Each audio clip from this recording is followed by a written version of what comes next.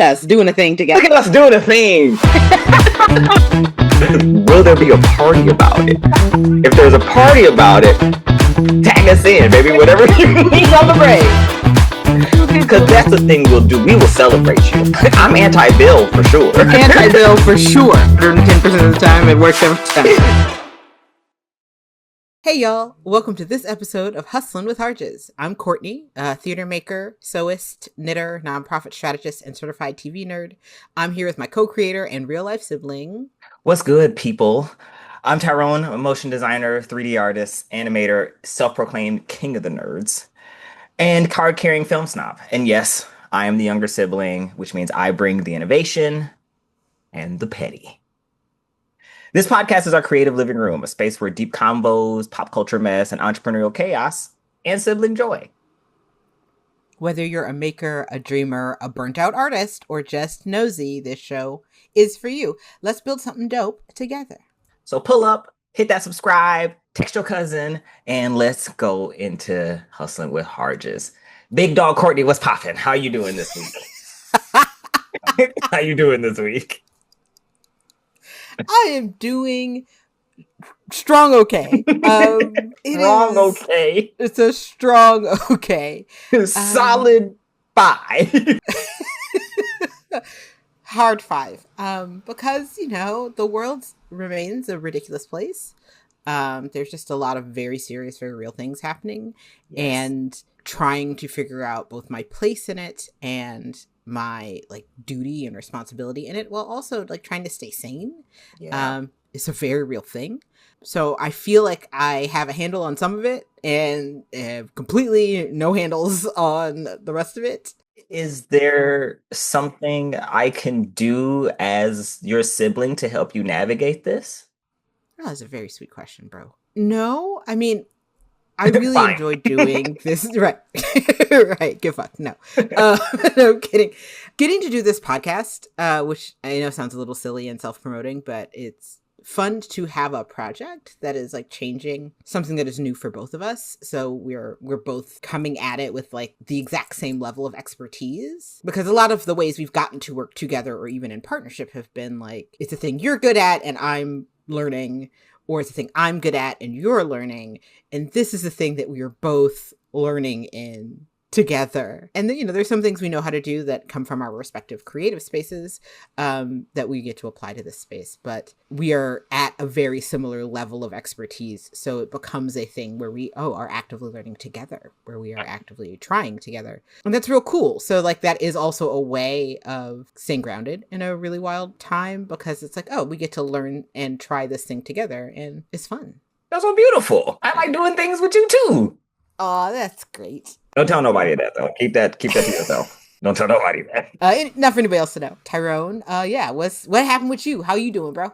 I am also a solid okay.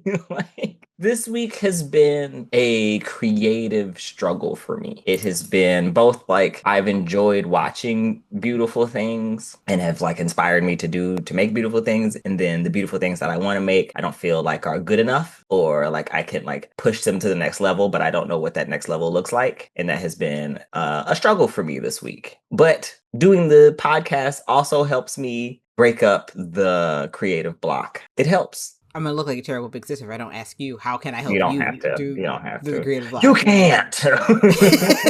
Right? Now I'm going to look like a jerk. But for real, are there things I could do to help support your creative block? No. No.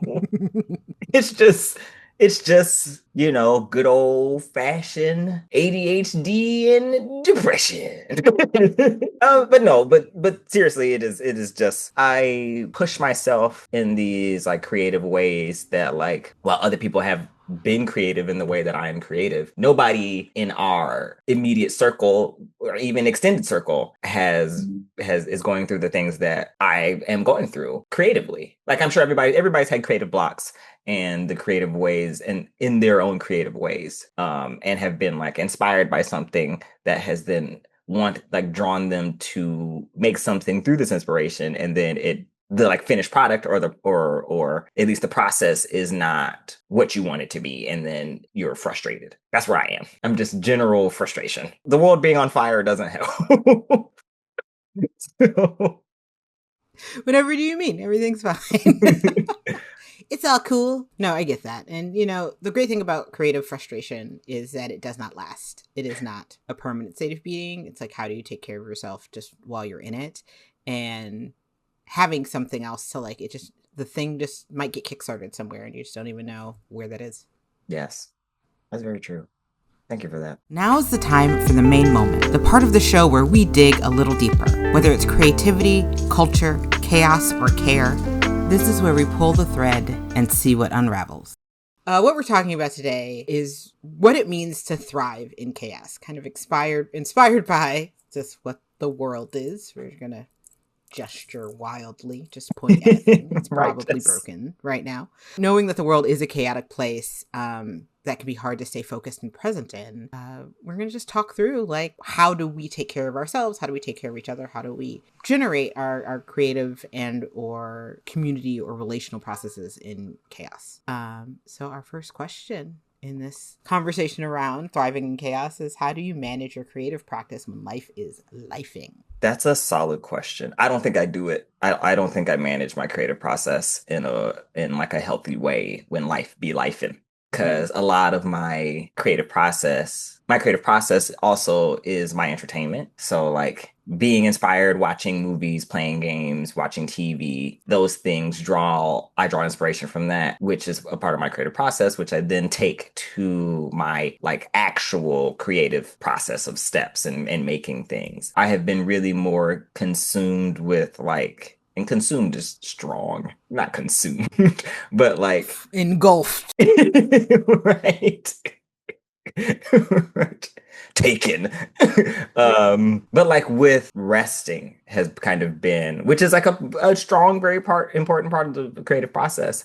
But it's been a lot more of just being like, I'm just gonna scroll TikTok while YouTube is on my TV, thinking about a game I want to play and not really like tapping into my creative process, which is like goes back to because I feel like I'm creatively blocked. It also has this like double-edged sword where I also feel like my creative process is my sanctuary for when life be lifing. Like I get to build and create these worlds that only I can control and can tear down and build up in the way that I see fit, which I can't do in the real world, which causes, the like duality of dealing with all the BS that's in the world. And then when the BS in the world like filters into my creative process, then I'm very upset. That's when life be lifing for real. I get that. I will admit something, which is like, I haven't sewn or knitted or done like what is my primary creative outlet really since the new year. I don't think I've done it in 2025. And like, it's been a long time since I've gone 6 months without making something. And actually, that's not true. The last time I can verify that I was working on the sweater. That's the last thing I was really knitting. And that was in April. So that was the only thing I was working on really. And I still haven't finished it. But so yeah, I feel you in this creative block situation where it's just been a moment where it feels like the hits keep on coming. There's just been so much change, as somebody who works in arts and culture, particularly nonprofit arts and culture. The losses of the NEA have had these rippling effects, just like the way the government has really been removing funding, removing stability is really causing so much chaos in just what the field looks like. I know a lot of folks who are facing layoffs or underemployment or just some significant job uncertainty. And it's been really hard to generate creativity in that space, partially because I'm definitely a fixer. I'm definitely somebody who I like to fix a problem, and just feeling like the problems are big and kind of, I don't want to say unfixable because I don't actually feel that, but they're just so massive. They're so massive. And there's not quite a moment to catch a breath. It's not a moment to like sit and see, okay, well, what do I have to respond to? Because so many things require a response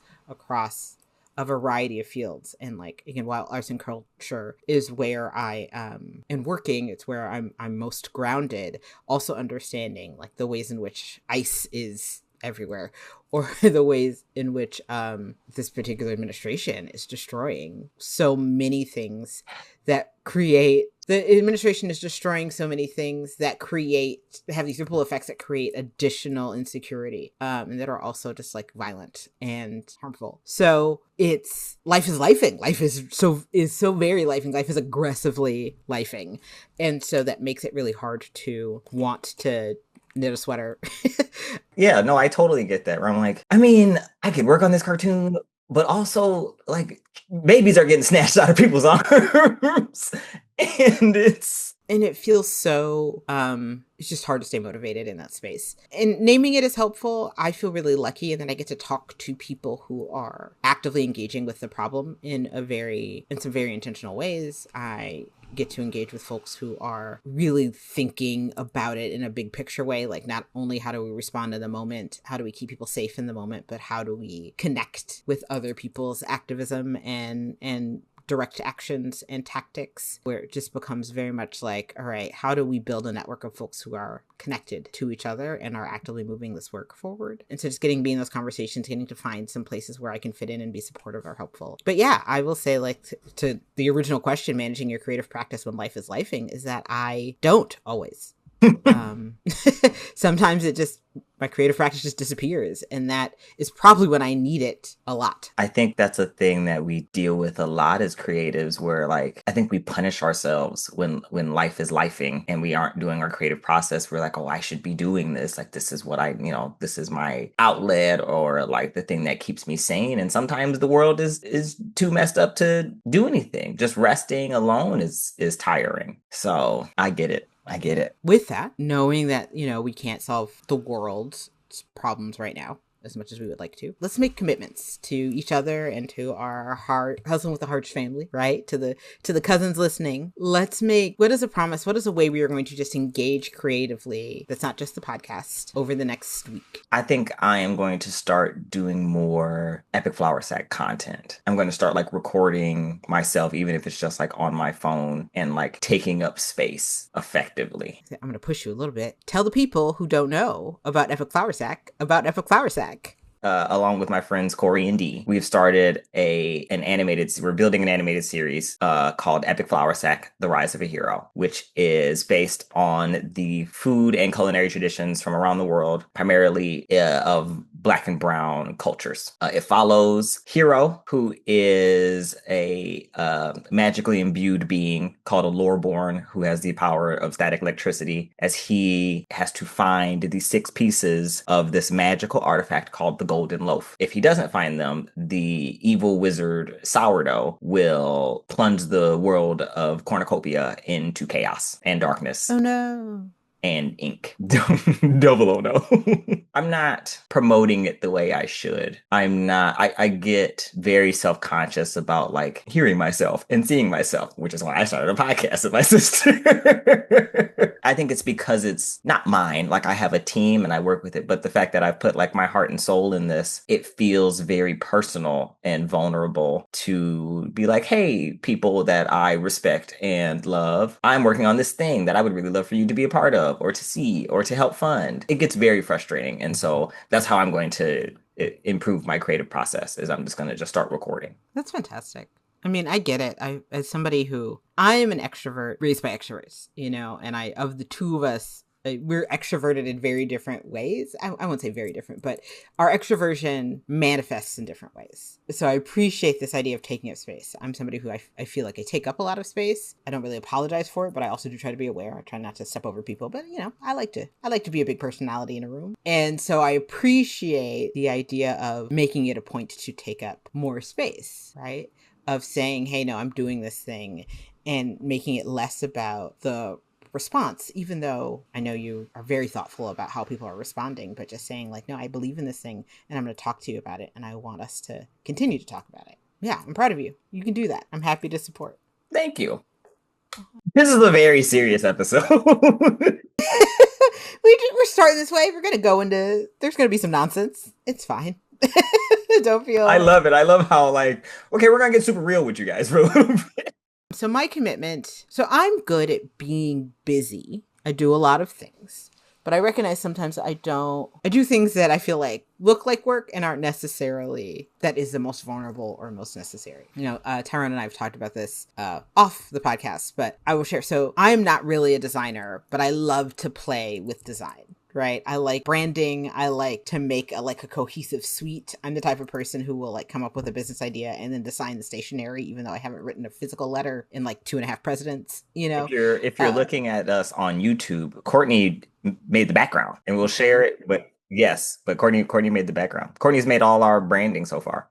I enjoy it. Right. And I'm not the designer of the two of us. Right. Tyrone, that is Tyrone's profession.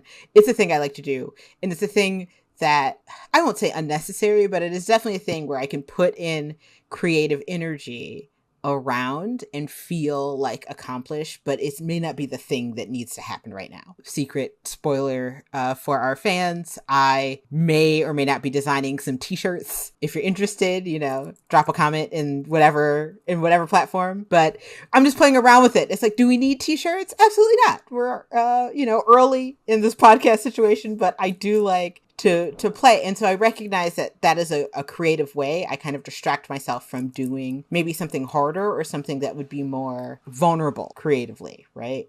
Designing a t-shirt nobody asked for is not the same as sitting down and developing a full-on promotion strategy or writing emails directly to people who I know. It's saying, hey, I've made this thing. I really want you to witness this, or I really want your feedback. Or even as I started my consulting thing, doing more work in pulling in new clients, right? That's some stuff that's feels riskier that I'm not actively engaging in right now. And so I'm going to push you. Tell the people what your consulting thing is. How the turntables. Oh, how the turntables. So my consulting practice is Charge Advisory Hub. It is a space for small mission-driven orgs or programs or projects, anybody who has an idea and they're I need this idea to have some more support. I really like it and I want to figure out what it would take to make it happen. That is who I want to work with. I have started 3 organizations. I've run a large organization. I ran that for 4 years. I've spent 15 years helping people start things that can be replicated, that can grow, and building solid infrastructure foundations, particularly using technology and resources and maximizing resources when you feel you don't have anything. I feel I'm good at saying if you have your first $2,000, what is the business you need to make? What are the emails or structures or apps you should be engaged with? And so that is my consulting practice, helping creative people who are mission driven get started in a way that helps to minimize burnout. Because so many people start a project, and by that I mean organization, program, event, podcast.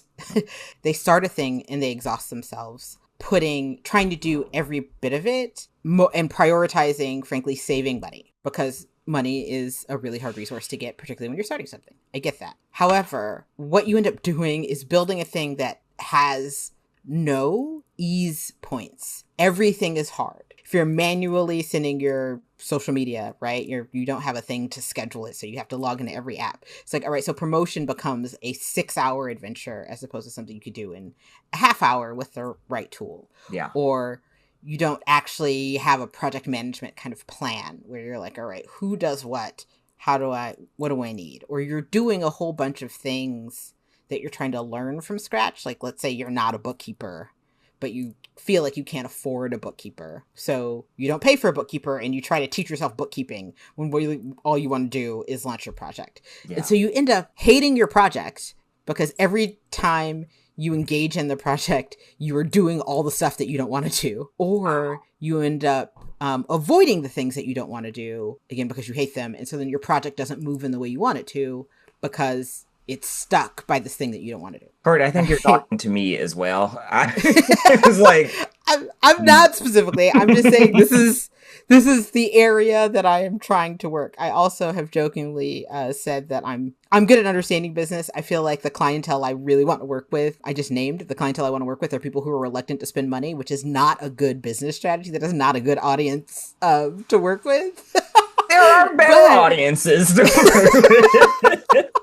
But it's like, no, it's like, I want you to be able to spend your money wisely. I want you to, I can, again, I'm good at helping people spend their first, like, is it $2,000 to $5,000? Like, let's say that's all you have for your business. I actually can do a lot with that and let you know where to spend your money. Like, as a tip, the first tip is, what's the thing that you hate doing that you know you're going to avoid? That's actually where your most money should go, because there are people out there who are resourced, who can do the thing that you can teach yourself via YouTube to do for 4 hours. They can do it in a half an hour, and you may save money in the long run, and the thing will be done. So I'm going to receive the challenge and focused on identifying and more actively directing my labor around business development and or customer generation. Just have some more insightful conversations with people who could work with me, developing some more small asks so that people can reach out, but doing something that is about saying, hey, these are the types of things I can help you with in building your business, in helping manage your org, and helping build your project, and saying, hey, do you want to work with me? And also any way I can help support and be an accountability buddy. Yeah. Help me when I share, I mean, which we already do anyway, when I share something, promote, but let's be like, hey, you're doing a thing. Do you want some support? What would that look like to all of your creative friends? If folks are listening, feel free to email us, say at Hustling with the Harges. We'll get it. If there's something you want from Tyrone, if there's something you want from me, like, let's start a conversation. We're happy to talk to all of you. Oh, that was so beautiful. That was such a beautiful moment. Look at us learning things, supporting each other. When's the last time you truly thrived in the middle of a mess? It was recent, I'll tell you that. No, man, we can't tell everybody else's business, but we can tell. No, it was probably when we really first started pitching. This was I almost said 2003 because I don't know what time is anymore. It was 2023. I don't want to cut you off, Tyrone, but I do want to invite you to be specific about we, like not everybody. Okay, so yes, because there's you and me, we, but I know when you say we started pitching, you're talking about. I'm talking about Juice, our production company, animation company, Juice, which is an acronym for Just Us Inspiring Change Everywhere. Me, Corey, and Dee, who we referred to as the Juice Crew for a long time. We started this in 2010 at college, and we started developing Epic Flour Sack like 2014. So in 2023, the summer of 2023, we felt like we had enough ideas and products and images to create a pitch deck and then start pitching to streaming services on this platform called Stage 32.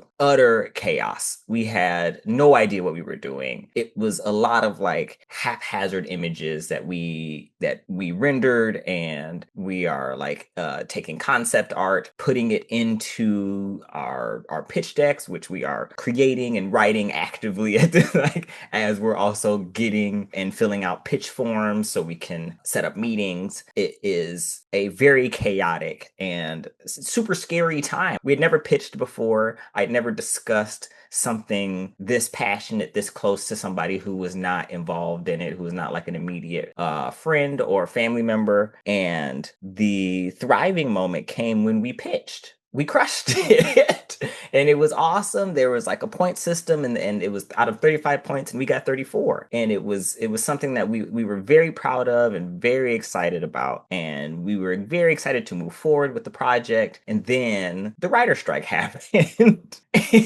And so we were kind of put back to one. But we had this moment where we could always come back to this and be like, but we did this thing that we're super proud of. And that's a thing that I always think about, even when I'm having this creative block, even when I'm having these moments of not being able, of not feeling worthy or validated or things that I struggle with, every day anyway. I have a file on my computer, which is the rubric and the review of the program. A quote from it is that the Juice Crew is an up-and-coming creative force, which is a thing that I think about on a daily basis that kind of roots me and grounds me back in reality. And that was it, but it was easily the most chaotic time as a creative I've ever had.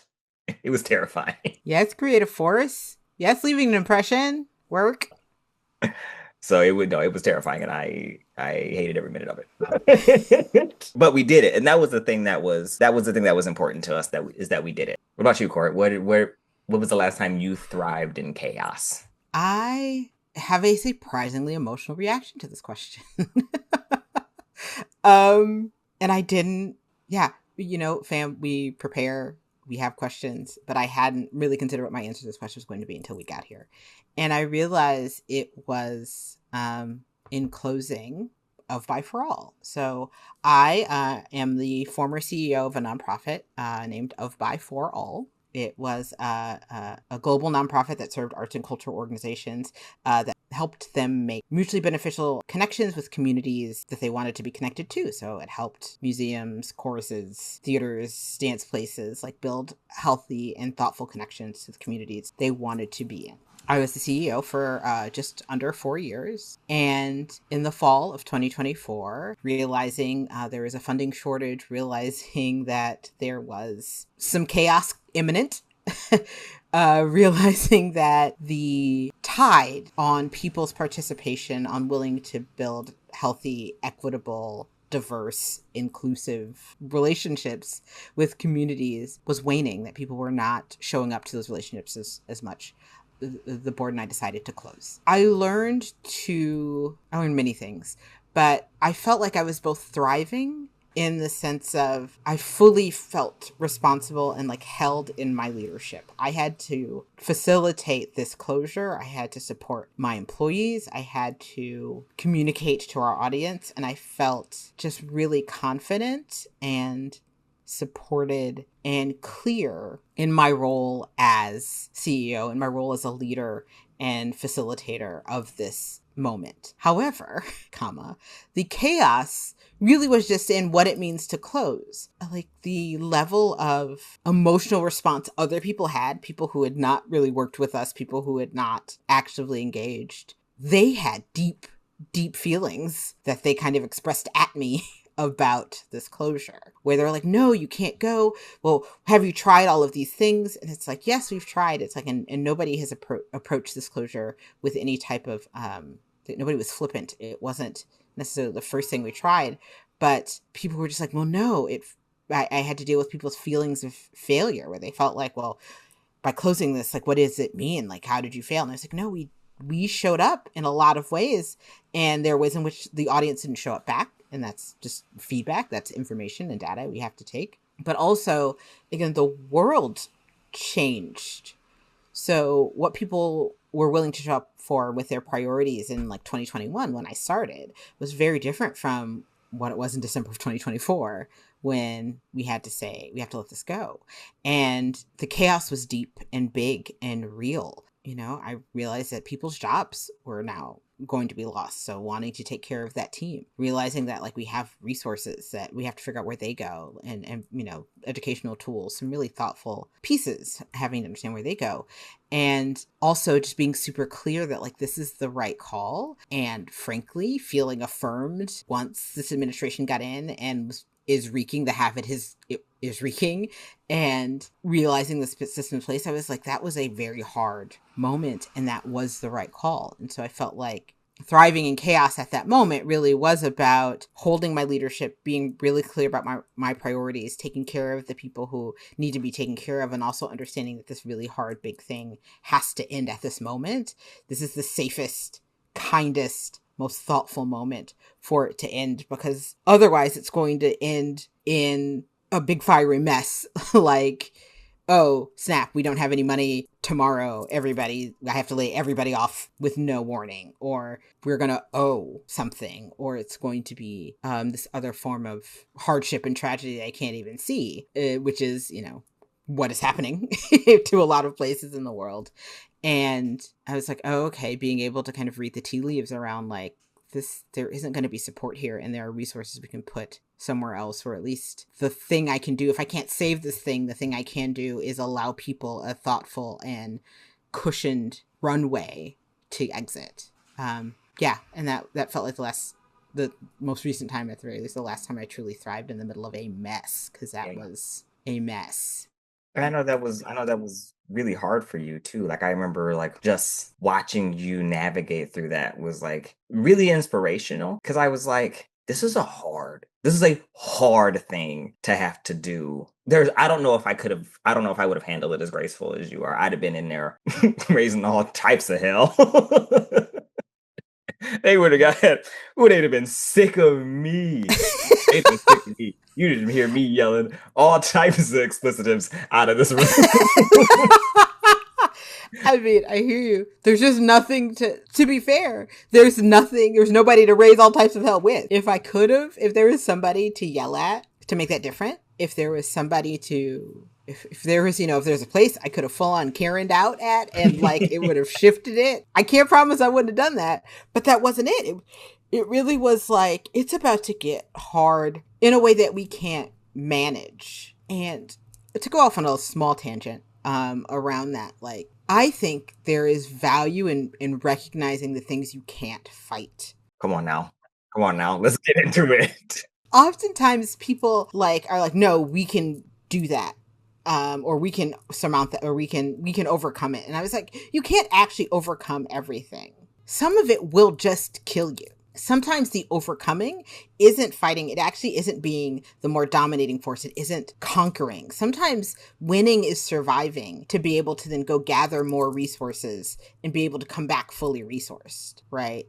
I think we over prioritize this like image, or we over romanticize the image of the like knight going into the fray, making the sacrifice play. And I'm like, yeah, but what about all the people who have to now survive and don't have that knight to protect them? Right? It's like, hey, okay, yeah, you went in there. Wait a minute. You gotta pause on that one. Wow.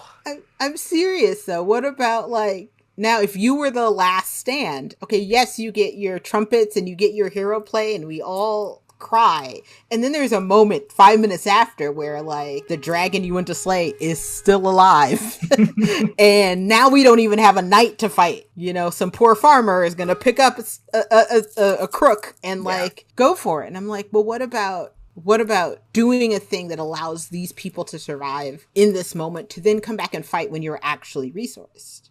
I think that is a thing that specifically the type of games that I play have taught me. The concept of like, okay, you fight this boss, you lose, and now you have to go back and you have to, like you said, gather resources. We call it like grinding levels, but it's like you're really gathering the resources that you need that allows you to still kind of overcome, especially in, in video games, you need this like violent nature to like overcome and beat this obstacle. But the concept of like the sacrifice play is a thing that I feel like a lot is going away because of that. Because of like, okay, the hero is dead now. We have this statue. Okay, but Farmer John is not a hero. He's a farmer. He can become a hero, but right. That decision is now forced upon him, as opposed to like, let's gather our resources, let's rebuild this town. Let's build stone dwellings as opposed to so many made out of wood. Like, it really can be, I think we live in a society that with too many heroes, not enough farmers, right? Everybody wants to be the dude running and facing the dragon, and you want the fanfare or the ever. I say, but who's feeding people? Who's protecting the children? Who's making sure people are clothed and dressed and housed and are not constantly living under the threat of violence? Or, to be more specific, if they are living under the threat of violence, who's actually willing to participate in, I'm going to say it, criminality to protect them, right? Who's putting themselves between dragon as metaphor and people in real ways? And somebody, yes, you can do a press conference and be like, that dragon is dangerous. But you can also maybe not say things on the news and hide people in your house. Right? Who's willing to do that? Who's willing to do the thing that you never tell anybody you're doing? Because if you told people, you might go to jail, but you're actually having an impact. Because so many people want accolades. They don't actually want protection. They don't actually want to save people. For y'all who don't know, Courtney is now 3 for 3. In the gym dropping. Again, we started this. This is not where I thought we were going, but it is a real thing that there's so many people who want to be the hero. They want the hero praise, but they don't actually want to save anyone. They don't actually want to be inconvenienced. They're out here trying to like protect people for clout as opposed to actually protecting people. And clout doesn't save people. And look, I've said this and I will say it right now. And this is a real thing. I want to be internet famous. Right? I want a touch of notoriety. I like that. I'm a big personality. I want people to look at me and applaud. I do. Right? I'm no shame. Right? I like attention. It's why I started acting. I like theater. I love being able to stand in front of an audience and say cool things and have people like, she said that. I do. I like it. And I'm not going to pretend. And, when I accept whatever award I get at some point, I'm not gonna really pretend to be humble, or if I do, is for the likes. Like, know that. You gotta hit you with the Snoop Dogg. And I want to thank me. And I want to thank me. Because I was there with, like, I get it. However, I will always do the thing I'm doing. I don't work for clout. I do clout things for clout. I do work for work. if that is clear. Like, if I didn't want people to look at me, would I have started a podcast? No, right? But like, I do the podcast for people to look at me in a way that this is like consensual audiences. I've presented a thing. I'm asking you all to look at it. I do other work that I don't have to talk about, that I don't want to talk about, because I do that work for the work. I do that work to accomplish the thing, to be in support or to actually build community. And I get frustrated at community building for clout. I build community to build community. That's super real. I got nothing to follow that. I'm not even 100% sure how I got to that space, but But we're here now. And so, but yeah, and I guess that it really has to do with like thriving in chaos, where like I think people have to be really clear about what it means to thrive for them, what their relationship to the chaos is, and being clear about why you're doing it. Like, because are you generating chaos? Because I know people who can be super woke, in quotes, super community minded, talking about being down for the cause, and are unkind people. Right? And I'm like, right? And I'm like, so you want to create this like interpersonal chaos, but you want people to respect how you move in the movement, whatever movement that may be. I don't understand how you can talk about being for the community and you don't know how to be nice to a person you're talking to. Ain't no such things as halfway crooks, man. That's right. And I'm just like talking about the movement and the community or whatever. And I'm not saying you have to be nice to everybody. I'm not nice to everybody. I sometimes see it's like, oh, you're trying to build the community, but you look at people who you feel like aren't strategic for you or who aren't doing something, and all you have for them is like judgment and or cruelty or unkindness. And I'm just like, I think of my favorite Baldwin quote, or one of many, which is like, I can't believe what you say because I see what you do. Like, I can't believe what you say because I see what you do. And that is real. I don't know, maybe staying connected to that is how also I thrive in chaotic environments. Because I'm like, what am I doing? And am I doing it for the right reasons, or for reasons that are at the very least clear and aligned with my own integrity, even if other people have different judgments about that? And am I saying, are the things I'm saying consistent with that, or consistent with how I want to show up in the world, even if they aren't, again, even if other people may not see it, or even if like what the common or popular version of this thing is. I, again, like attention. I'm not judging anybody who does that for attention, but sometimes people do things for attention where they're like, no, I didn't do it for that. And it's like, you absolutely did. Just own that. Just be there. And that's okay. It's okay. It ain't no problem. It ain't no problem. Ain't no problem. I hate seeing people who like, and this is not to anybody in general, but this is to like just the concept of like people like who give a ton of money to like displaced people, or people who are down on their luck strictly for the views. And I'm like, what? Why? Why for the views? Like, why fake being a kind person when you could just be a kind person? Right. And give them the money. I'm not saying don't give them the money. Right. And frankly, if by doing this, you can generate more money and give it to more people, say that. Name it. Just say out loud that that's part of what you're doing. But capitalism has created these things where like, well, if I do it for money, then it's fine. Like, it doesn't really require any more question. And I'm like, Money isn't real. And I'm not saying I don't want money. If somebody wants to support us and pay for this podcast, I'll take it. Not from everybody, though. Yeah. Not all good money. Not all money is good money. Not all money is good money. And money is not the only thing. Money is not even fully a real thing. It has deep impact. But it is, there are other things to want there than money. And I want people to know that, when people say like, not all money, I don't need money, all these things, a lot of people are like, well, that's because you got money. No, no, we don't. It's broke fi broke over here. Did you say broke fi broke? Absolutely. It's broke fi broke over here. Broke fi broke in a real thing. Got it. We ain't got it. And we have our own privileges. We have resources. There are things that we are able and supported in doing. And all right, I guess I am accidentally going to go on this rant around like people use money as a placeholder for the things they actually want. And I found this, I say this, particularly when I was working in fundraising with like individual artists, and to go back to like the work thing I like to do, is frequently people say they want money when what they really need is resources, or what they need is safety, frankly, right? It's like, because when you ask people, what do you want to use the money for? After you say, okay, you want money. Yes. What do you want? Almost always the things that they're looking to buy are things that increase their safety. So somebody's like, oh, I want money because I want to buy the fancy house that nobody can take away from me. That's safety, security. You want it, valid. Or, I want to not have to worry about paying these bills. Bills, again, ends up being safety, security. You want to be able to have your resources there. I want food or whatever.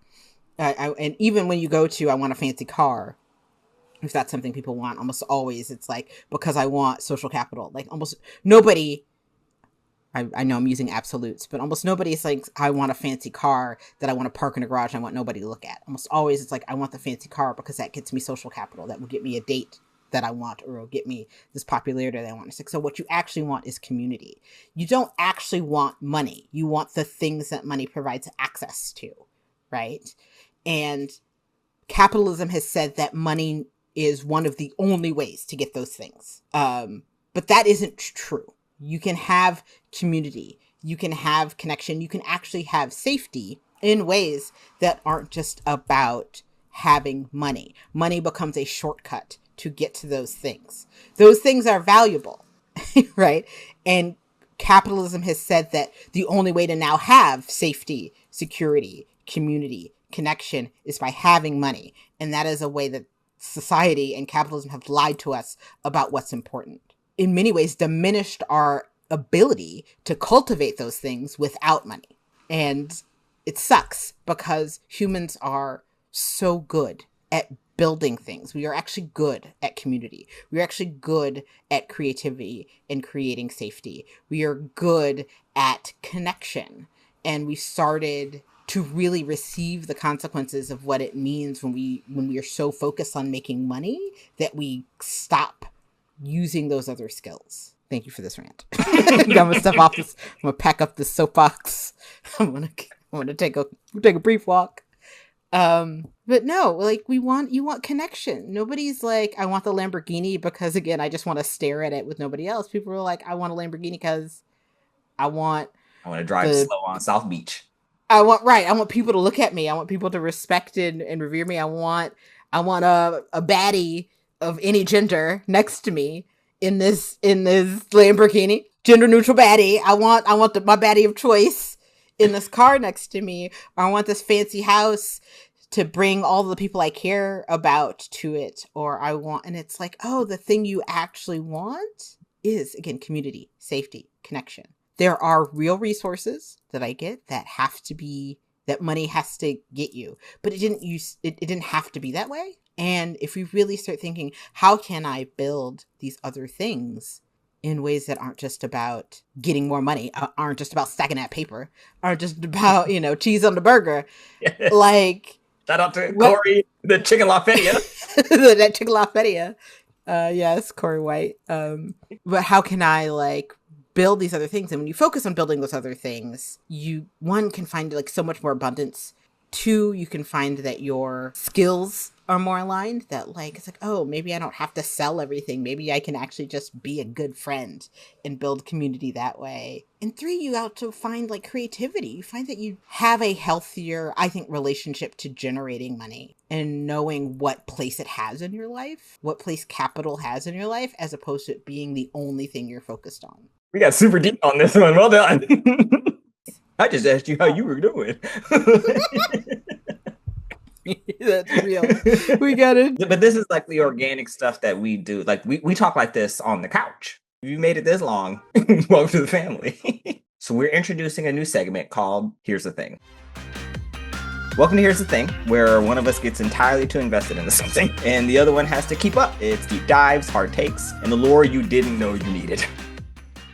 I've accidentally hit the Here's the Thing on this section before, but we're excited about this segment as a means to kind of offer our, it's not even hot takes, but they are deep dives on things that maybe nobody else cares about. I want to hold that our previous section was about some very deep things that I didn't know I was feeling. Happy to have shared. I'm glad you got that out. Yeah, apparently that was some must be heard to. What's that from Brooklyn Nine-Nine, where he's like, apparently that was a trigger for me. That was right. So Here's the Thing is equally as passionate about stuff that is not anywhere near as serious. Yeah, what we're about to talk about is completely nonsensical and not as deep. Very excited about it, and we're happy to share it with you. And so with that, I'm gonna pass it Tyrone. Tyrone, what's your thing? So here's the thing. Courtney and I have recently watched the Predator Killer of Killers animated movie, which is perfect, chef's kiss, amazing. It's by the same people who made the Prey movie. If you haven't watched Prey, also watch that. But my thing is that the Predator movies, all of them are important. They might not all be good, but they are important. They are important to the lore. They are important to the world building of the Predator. Because the Predator itself is a hunter. Their real names are the Yatjwa. They come from Yatjwa Prime. I may or may not be conceptualizing a video game based on this, so I did a super deep dive. But they are all so good and so, well, not all good, but they are all so important because they push the lore to the next level. They push the concept of what a predator means, their tech, their cultural significance, their historical significance throughout specifically our planet, but like the universe and solar system. But what I loved about Predator Killer of Killers is not only how it was animated, which was flawless, there is a 90-second fight scene that lays waste to a bunch of people, and it's beautifully done. And it's one camera. I mean, it's a 3D camera, so it's not a real camera, but it is one camera, and it is, I think, a shot that should be dissected and discussed when talking about film, not just animation, but moving forward. And I love how the predators in this are separate and they are all distinct for the time period they are represented, their particular set of skills. Thank you very much, Liam Neeson. And the way they hunt. So Killer of Killers is separated into 3 particular eras. There is the era of the Viking, the era of the samurai, and World War II. And all 3 of these hunters fight separately in very distinct ways. Specifically, the World War II hunter is the first hunter we see that primarily uses a aircraft and does not have the typical dreadlocks that other predators have. I also know all the names of the predators, which is the Berserker, which is the first one, the Shadow, which is the one that takes place in Japan, and the flying one is called the Baron, which I think is hilarious and I love because of the Red Baron. I love a meta reference. Absolutely. Like, yep. Of course, his name is the Baron. To not spoil so much of the movie, it is on Hulu. It is very good. I have watched it 4 times since it's released. There is a moment where the people who survive these moments end up on a planet. I don't know if it's the planet, but it's a planet that has been conquered by the predators, the Yatjwa. They are then told to fight to the death, and there's so many different things, but it's not so much a spoiler. But at the end, they show this like Raiders of the Lost Ark style prison where they show all these different people who have seemingly defeated a predator. And so I have been deep diving and trying to figure out who is in this prison, which is no good to nobody. Now you mapping the prison. Now you shopping the prison. I'm shopping the prison because I need to know what we're doing for the next movie because I'm apparently on the production team now. This is just research. They're going to call me. It's going to be fine. This is a question and comments to those who enjoy the Predator comic books, who enjoy the Predator lore. Of the Predator lore, who do you think would be in this prison? This is a prison of people who have defeated a predator in any way, who throughout time and has been frozen. I had a stupid thought, and I'm sorry. My first thought is like, who has defeated a predator numerous times? And I'm gonna give you one: Mario. Mario. You want to talk about somebody who has been faced with many a predator? Yes, it's just, there's one primary one, but I was like, who is in this super vast space? I think in there's a tiny little frozen thing featuring one unkillable Italian plumber. Damn it. One Mario, probably next to him a Luigi Mario, frozen in time, got the look, ready to come out on whatever planet you got ready to fight. I love it. I think Mario is in this warehouse. Dutch from the original Predator is in this warehouse. Shout out to Arnold Schwarzenegger. But also Danny Glover from the second Predator movie is in this warehouse, whether he's with it or not. But I can tell you, he's pissed that he's in this warehouse. So yeah, that's my deep dive. I know rankings. I know types of lore that we can get super real, but we don't need to get that deep. If we do this, this segment hits, people like this, I'll bring it back. I'll do Predator Part 2 for sure.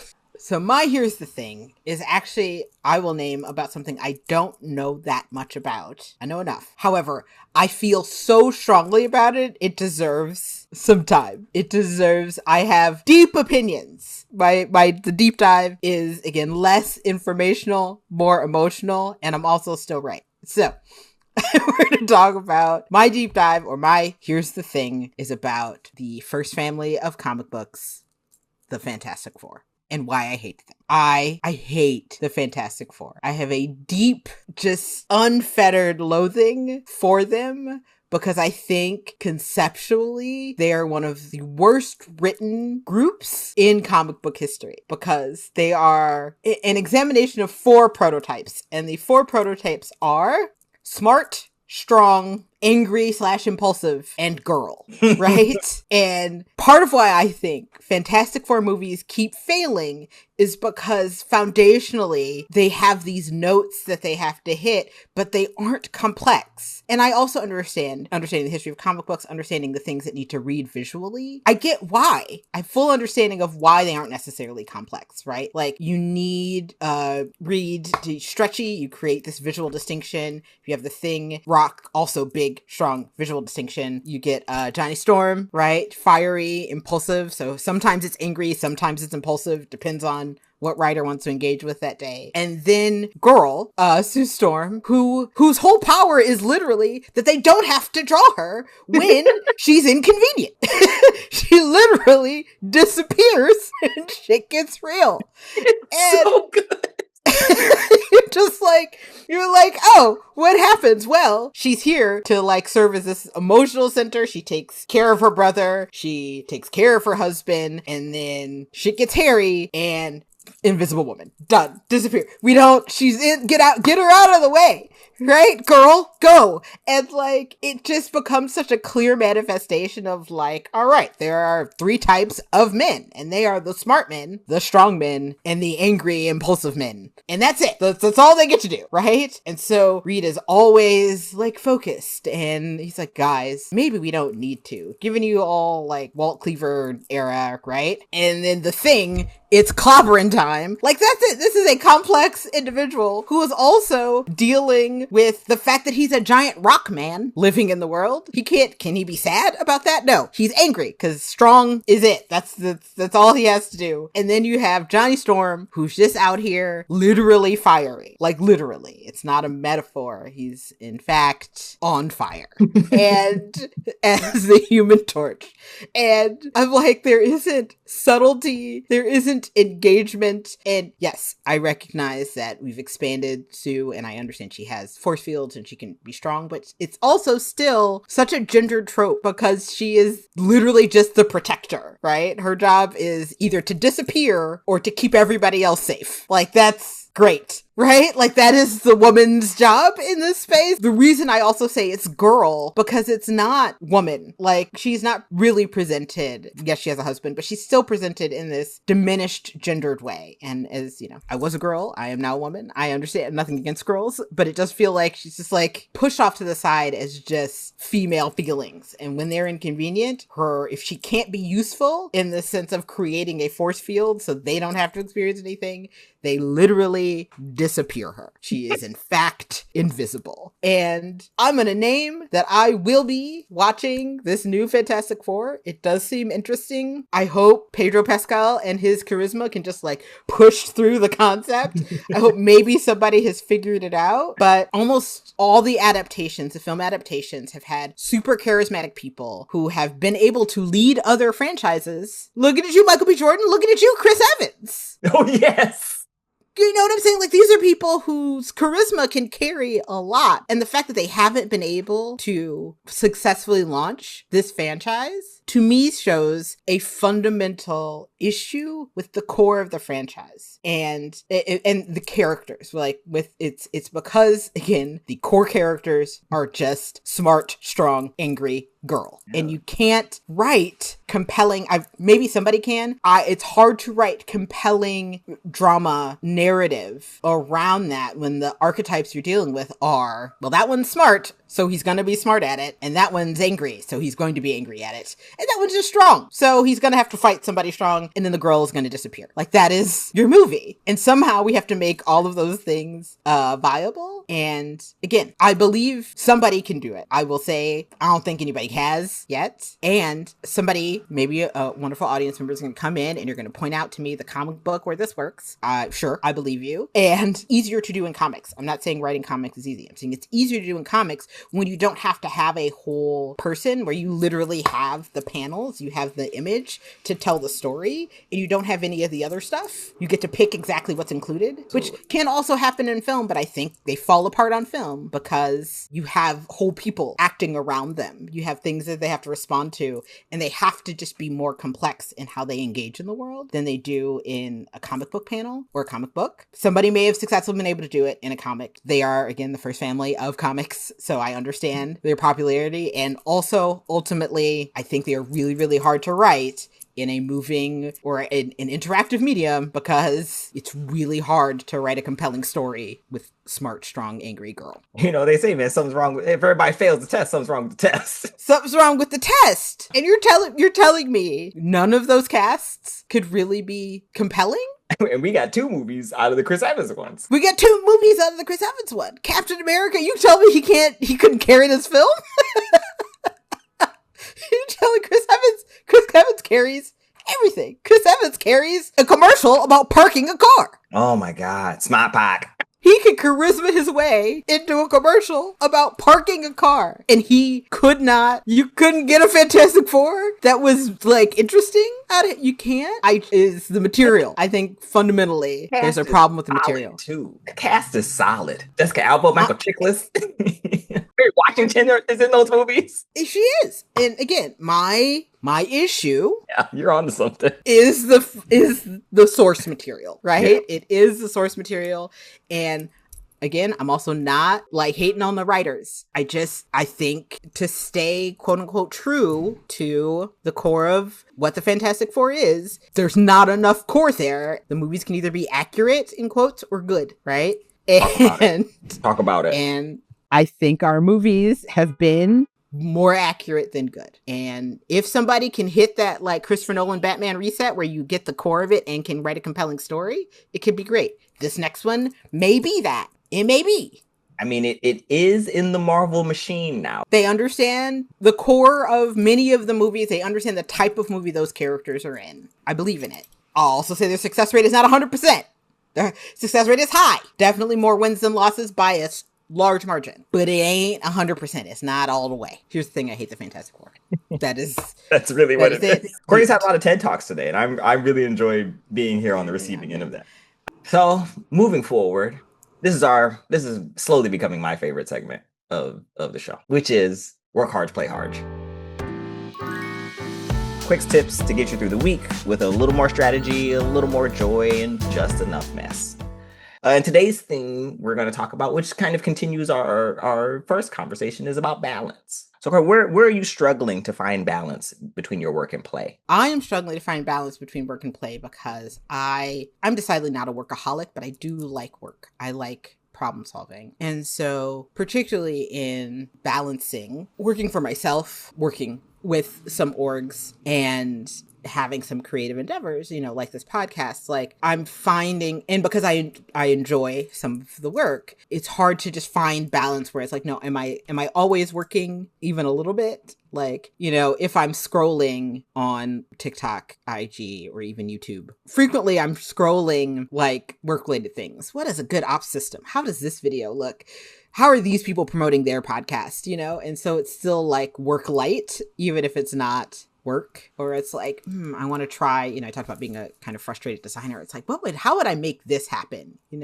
Or I even talked about designing the t-shirts. Again, let us know if y'all are interested in t-shirts, but like playing around with t-shirts, just to see what would a t-shirt design I like be. And it's like, yes, I'm doing that for me. And it is really stimulating just to think about what it could look like, but it's also like still work. Like, is it play, or am I still working? And so I struggle to kind of do something that doesn't have a work related or project related payoff. So that's clearly genetic then. Okay, good to know.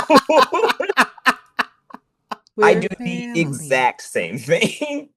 I'm either always writing, which is just fun for me, or I'm scrolling, looking at like 3D techniques or like plugins or looking up tutorials and stuff. And I'm always, you said work light, and I was like, oh no. Oh no, that's me. I have no real work-play balance. Like, especially, talking about last episode, my inspiration comes from my play. So I'm always kind of working. I'm always kind of thinking, and I've never been able to really turn my brain off, specifically when it comes to creating something. I'm always thinking of new ways to create or new ways to express my creativity, whether that be through like animating, through creating project treatments for shows that don't exist yet, or like conceptualizing movies that I want to make, or posters. It's always something, and I've never really thought about it as work until 4.5 minutes ago. When I was like, that sounds, maybe I'm working all the time. Like, I get people who have work-life balances, but, and I'm going to say this might be controversial, I don't really want one. I really kind of enjoy the fact that I'm always thinking of something creative. I'm always pulling from the world, whether it's on fire or not. I'm creating and building. I'm always moving forward towards something, whether that something exists or not. I'm always moving forward, whether it's tutorials or ideas, or I'm looking at, like you said, like Instagram shorts or Instagram reels or YouTube shorts or TikToks. And I'm like, oh, this was a cool concept. I saw somebody do this. Let me save this. Let me go back. Now I'm done an extreme 4.5 hour deep dive on embroidery in gaming. So now I'm like, also share that with me. It's like, I got you. I'm in that weird space where I'm like, do I really want to find a balance where I'm not inspired and not actively looking towards this inspiration, which feels limiting to me in a way. That's real. Yeah, what did I hear? I heard in something that I relate to, which is like kind of a deep curiosity, a deep, like, I don't want to say consumption, even though that's probably the word, where you're just like, I just like to experience and respond to whatever is happening in the world around me. And so in some ways that's always work, but it's always creativity. I'm always like looking at the world, or like seeing, like trying to make connections, trying to like figure out the puzzle piece. Like, what is that? How did that work? Why are those two things going this way? What is a theme that I'm seeing? Like a lot of pattern recognition. And I like experiencing the world that way. I like receiving all of that kind of stimulus and turning it into something, even if it's just a thing that's like sitting in the back of my head for a minute, waiting for its moment. So yeah, it is a balance between it's, you know, work and work light, or creative play that also can actually manifest into something real. Well, I like creative play. That's nice. That feels less constrictive to like working and, you know, hearing the factory bell go off.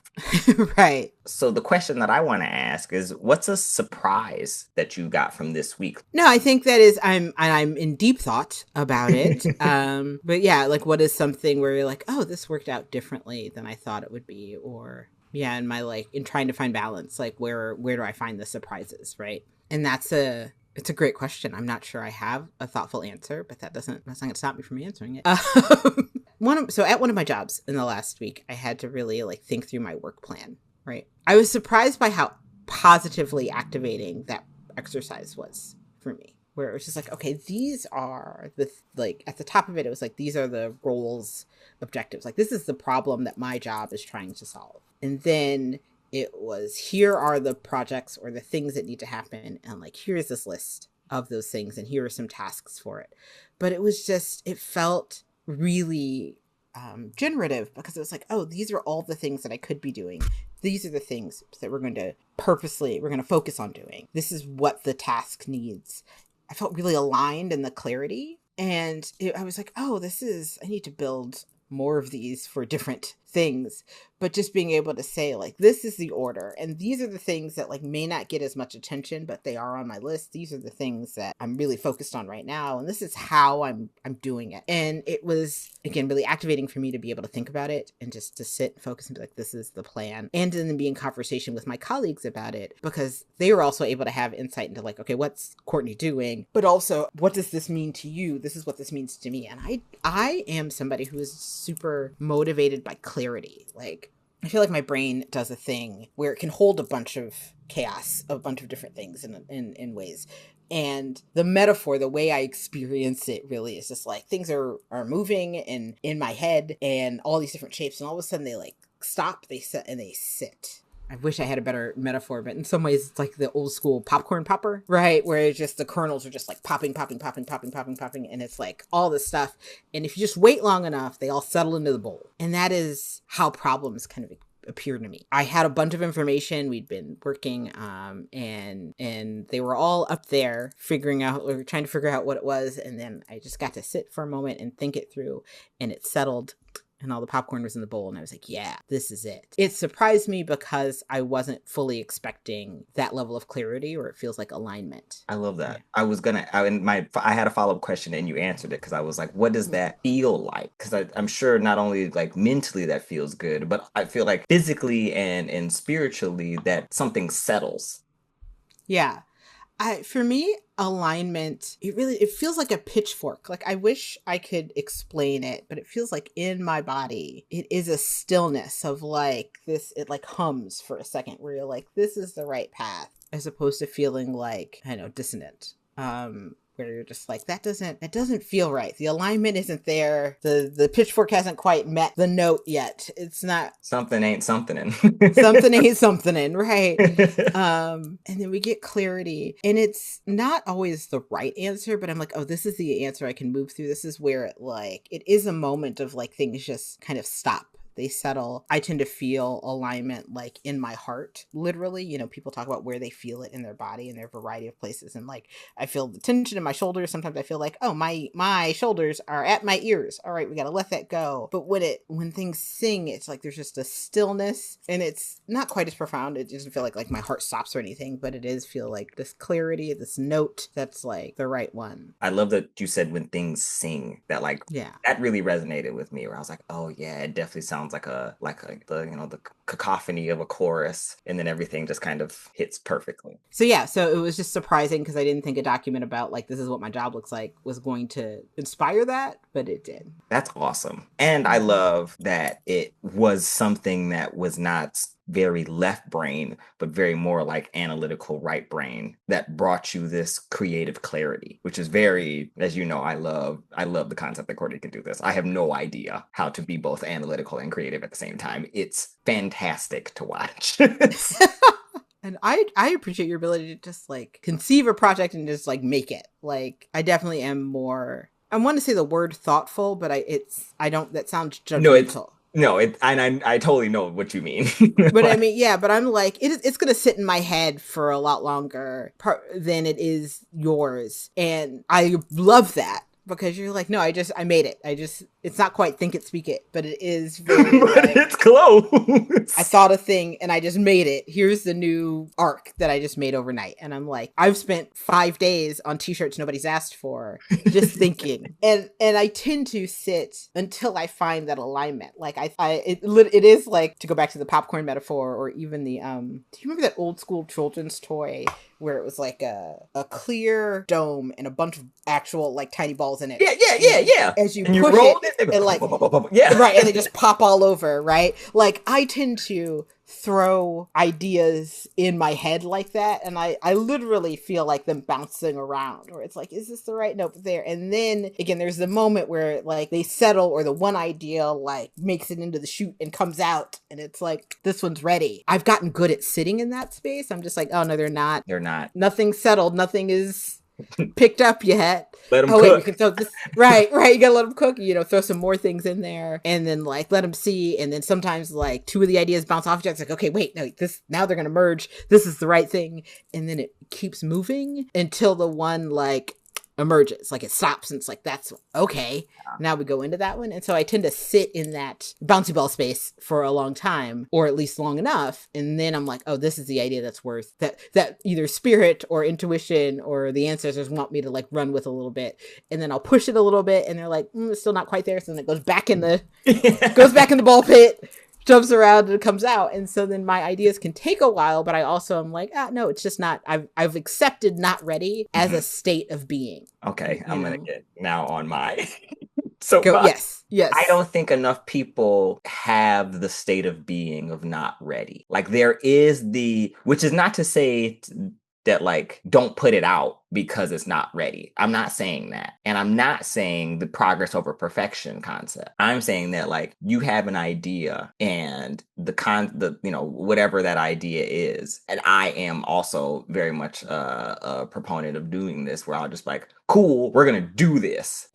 But all you have is like the shell, and with no substance and no creative thought behind it, that then causes frustration because you're like, this was not, now you've spent, creative energy, whether that's physical or mental or spiritual. You've spent this energy towards this thing that is not ready. And it's not ready because it's not good. It's just not ready. And I think a lot of people who start things, me included, get there and then are frustrated, and then don't do a thing that they want to do because they're like, well, my ideas aren't working. You're like, no, they're just not ready. Like, you still have to let them stew. We've been working on Epic Flower Sack for 10 years. And we've only just started feeling like, oh, maybe we can show people this now. Like, we have projects we're working on that nobody's going to see for some time because it's not ready. And that doesn't mean because it's not ready, that does not mean do not work on them. Like, right. Because it's not ready, it doesn't mean that it's not done or it's not going to be good or anything. Like, continue to work and completely take perfection out of your conversation that you have with yourself creatively. A thing that I still struggle with, and it takes me a long time to get there, but there are moments where I'm very much like, oh, this just needs to be done. To go back to the idea that I'm going to start posting videos more and having conversations about the show and potentially other shows and services that we provide as Juice Studios, to just be like, this is what I'm doing, and this is how I would like to get better. The idea of just letting it cook, and sometimes you got to let it cook in front of people. Yeah, sometimes the added ingredient is other people's input. Yes. Right? Sometimes like, and that balance can be hard where you're just like, okay, is it ready for other people? Is it ready for I won't even say that. I'm going to change that too. Is it ready for other people? Does this need other people? Okay. Because a lot of times we're like, well, is it ready? It's not ready to be shown. And it's like, it needs somebody else to see it. It needs somebody who's not you, who hasn't been looking at it every day, just to just say and you can be like, look, I know it's not ready for public consumption, but it does need somebody else's input. It does just need somebody else to look at it and be like, you know what, this is how I feel. Mm-hmm. Is it ready? Is it not ready? Like it needs other people. And I feel like I've tried to just start being more like, you know what, it needs other people. I have to let it go. I have to just be like, what is your feedback? What is your energy? What do you think about it? And then I can use discernment to understand what is the feedback I want to incorporate? What is the feedback I want it to change? I want to change the thing, but I need it. Sometimes you just need the feedback. You need to know something that's working. I mean, they call it a release for a reason. Yeah. You got to let it go. And you got to enjoy, like you have to bring that in. Like even small releases are victories, and you take that feedback and you let it cook more. It's hard. It's extremely hard, especially if something that you've put your like blood, sweat, and tears financially. If you have other people who are also backing you, and you're like, well, I don't want to disappoint them, as you like to say, disappointment ain't never killed nobody. It's not fatal. It is not. So like it's extremely important to let things cook. And the more I'm talking about this, the more I'm talking to myself. The ingredient I believe that we need right now is people. Is people to see this, to give feedback, to engage. Which, okay, I'm gonna take this leap now. Great. We've gotten there. There. Yeah, no, yeah, let people see it. Let people experience what you got. To ask your own question. Because you didn't quite answer. What is the thing you've done that has surprised you? With this ability to be either a balance or something that surprised you creatively. The thing that surprised me creatively was watching Predator Killer of Killers. Like, I enjoy, as a fan of animation and obviously Predators, watching this completely shifted my idea of like looks and designs and what you can do in 3D that wants me to be better. And like, I'm sure it's a little bit of that, like, not competitive nature with other people, but competitive nature within myself. Like, I want to be the best I can be. And watching other people be really great makes me want to be greater. And that really surprised me because I was not expecting to have this, like, emotional reaction to this. Like, I kind of have the same reaction to Predator Killers that I have with Sinners. Like, it feels like this was a shift in me as an animator and a filmmaker where, like, there's before I watched this movie, and now everything afterwards is going to be like, well, I was really inspired by this. And I was not expecting that to be a thing where I've watched it 4 times before we started recording, which was on. It's now kind of, and you said, like you said, consumption is strong, but it's now becoming like a very integral part of my creative process. It's funny that you never quite know what the thing is where you're like, that is activated a part of my brain. You've inspired me to share like one of the things, and it's a book and that I never know if I'm recommending or not. And the book is Haunted by Chuck Palahniuk. It is, I'm not familiar with this. It is a book. It is clearly very good. I want to be really clear, and I know it's a masterpiece, and there's very few books that are like it. But it's a book that I read kind of on accident. I think Mom had it. Is it a horror book? How do I describe Haunted? And why I'm bringing it up is it is a book I read probably a decade ago, probably longer. I probably was still living at home, so it could have been I read this book 20 years ago. I can't remember when it came out, right? And it's a book I think about like 3 or 4 times a year in a way that like I probably stare off into the distance and I'm just like, how did he do that? What happened? Yeah. I got a couple movies I do that with. Where you're just like, I'm just in it. And so the book is about a writer's retreat. It's about these people who signed up to a writer's retreat from a message board. Like, and when a message board, a physical bulletin board, where somebody was like, do you want to change your life? Do you want to focus on your writing? Come to this retreat. And I apologize if I'm summarizing it kind of incorrectly. And so it has this structure. This group of people end up going in, they get locked into this theater for 6 months, and they've gotten rid of, they come with like just a suitcase, they come with, things that they need. And the idea is that they're on this writer's retreat for 6 months. They're literally trapped in this building. They've all consented to be trapped in the building. the structure has these kind of like, it's these weird structures in that some of the chapters are stories written by the characters in the writer's retreat. Some of the chapters are narrative, what's happening to them in the writer's retreat. Okay.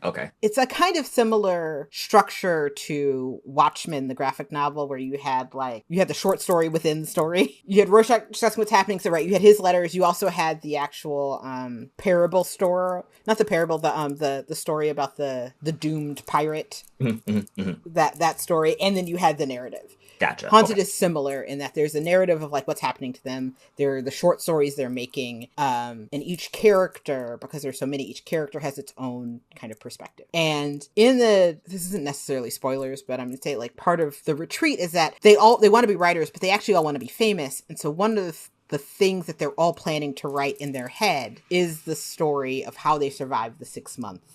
And so each of them, or at least a few of them, start sabotaging their supplies because they want the story to be better. They want the narrative to be better, but they aren't doing this in communication. So where somebody's sabotaging the food and somebody's sabotaging the power or the HVAC, somebody else is sabotaging something else.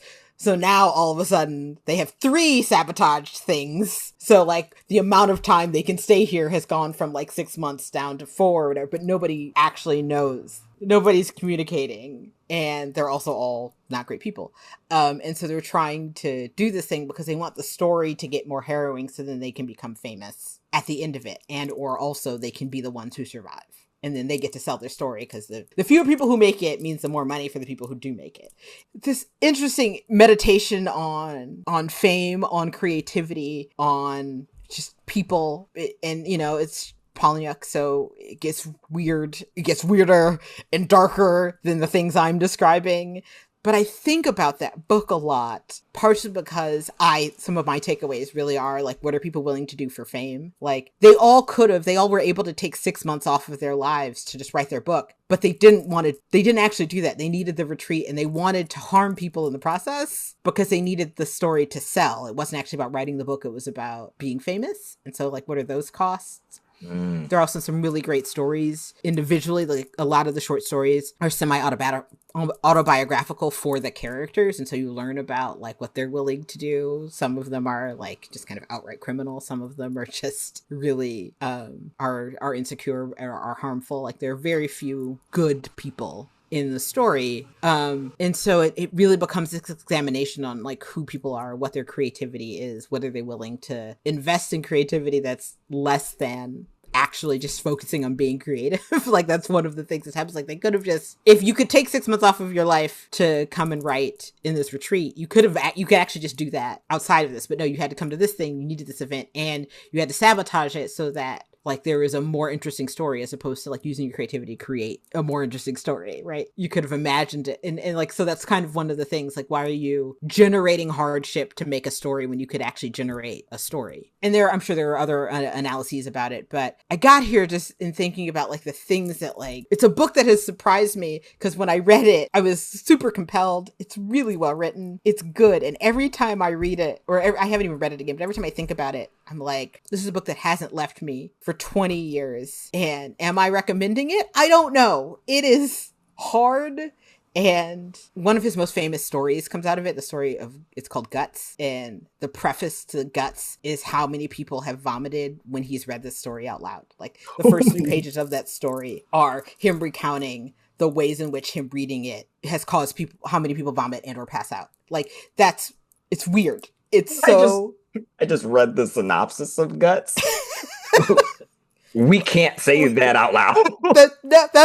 I'm just telling, but it's a story you can find by itself, but that comes out of this collection. And it is, this is why I say I'm not sure I'm recommending it. It's a book that I can't say I'm recommending. And it's a book that I think about several times a year because what?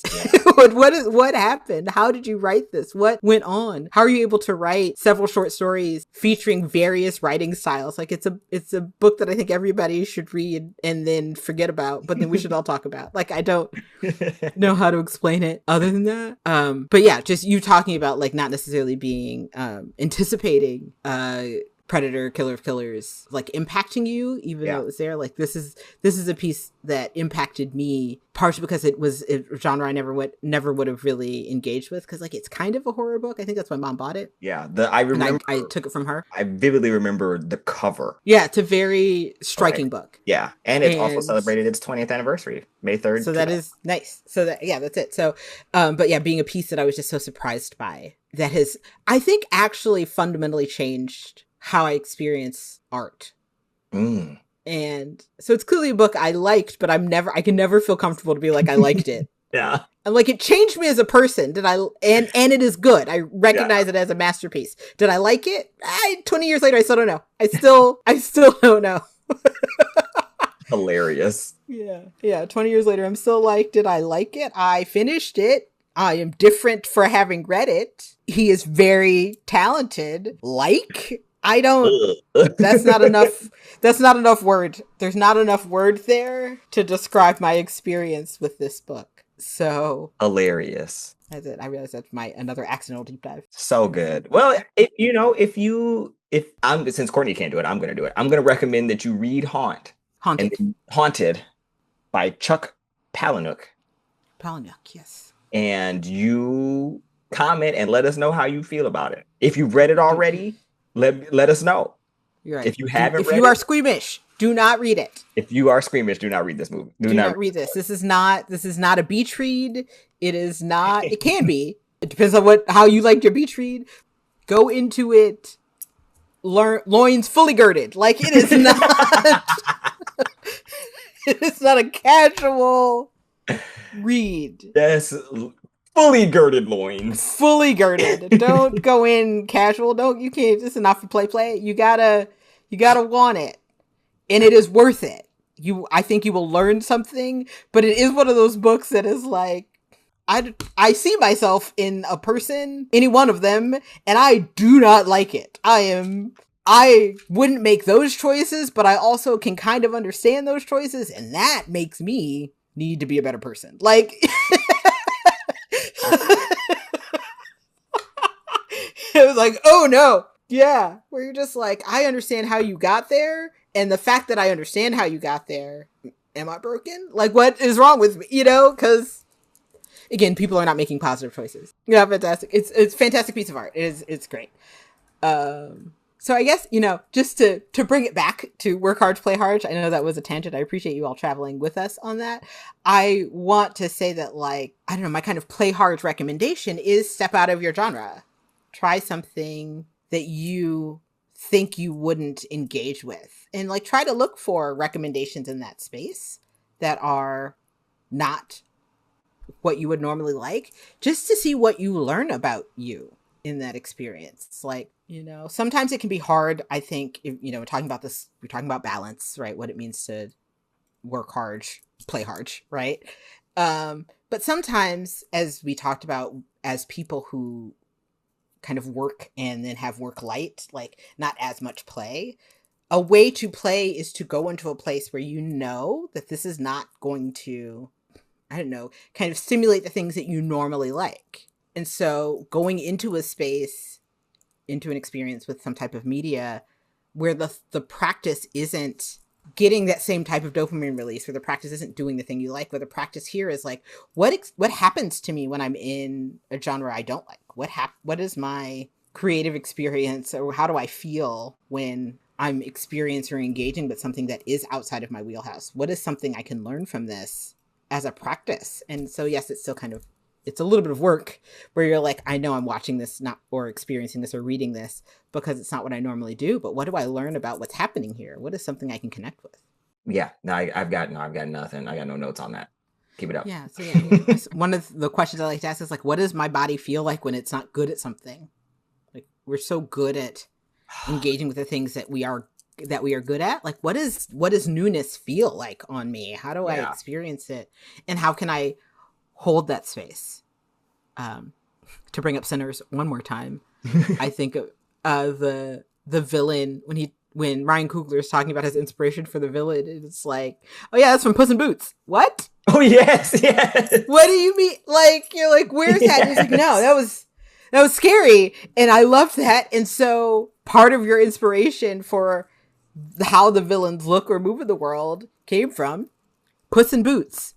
And Also, if you haven't seen Puss in Boots Last Wish, you're missing out. It's so good. Death as a villain is terrifying. And he's the big bad wolf, I have not which makes it even better. Which, yeah, I have to watch it. And so, but it's like, you never know what's going to inspire you necessarily. Yeah. So stepping into a space that is unfamiliar or feels like it might not be relevant to you, just to experience what newness feels like, what I don't like this feels like, and how can you articulate it, and what does that do in you, I think creates a more expansive understanding. I also think it can make anybody better at their art, because you can engage with, I don't like this, or I this doesn't align with my taste, or this is out of alignment, and you can like articulate what that is for you, as opposed to not understanding that or not having that discernment. A thing that I want folks to reflect on is to allow yourself to find your creative process. Your creative process might be a process currently. That does not mean it has to be your creative process that you're sticking with. Like, understand that we adapt and change to our scenarios and our situations, and also the media we consume. Things can completely shift who we are as a creative in the ways that we're not expecting. And with that could change your creative process, but do not be afraid of that. And remember to let your ideas cook. Yes, let them cook. Let them cook. And yeah, that's what I would do. I would just, if you didn't take anything from both our respective soapboxes, remember to let your ideas cook. And sometimes that the ingredient that you need is people to see what you're doing. Yeah. Well, thank you all for spending this time with us. Yes. We love it. We're so grateful that you all listen, that you engage. Our next episode is going to be definitely more of the same. You're going to talk about silly stuff. We're probably going to have these deep tangents into nonsense, and strong opinions about stuff that nobody really cares about, but we do. Really, but we care deeply. We care deeply. And frankly, if there are things you want us to talk about, if you want an opinion, we'll give it. If you have recs for some things we should be watching that you want us to offer some feedback by, please do. So email us at hustlingwithharges@gmail.com. I'll repeat, that is hustlingwithharges@gmail.com. We're happy to hear from you, respond to you. Also follow us on all the socials. Get us at the Instagrams and the TikToks and all the things that the youth are on. Because we are the youth. We are the youth. We do youth things. And then you can follow us at Hustling with Harges on TikTok, Instagram. We are on YouTube now. And I think that's all the places that we're at. Yes. Yeah, that's where we are. And like, follow, listen, subscribe. You're already listening to us. Just, hit that follow, hit that subscribe button. And we take feedback very well. Right? But don't say anything bad. We love y'all. We do love y'all. Thank y'all for joining us. We'll see you next time. Have a great day. Bye. Bye.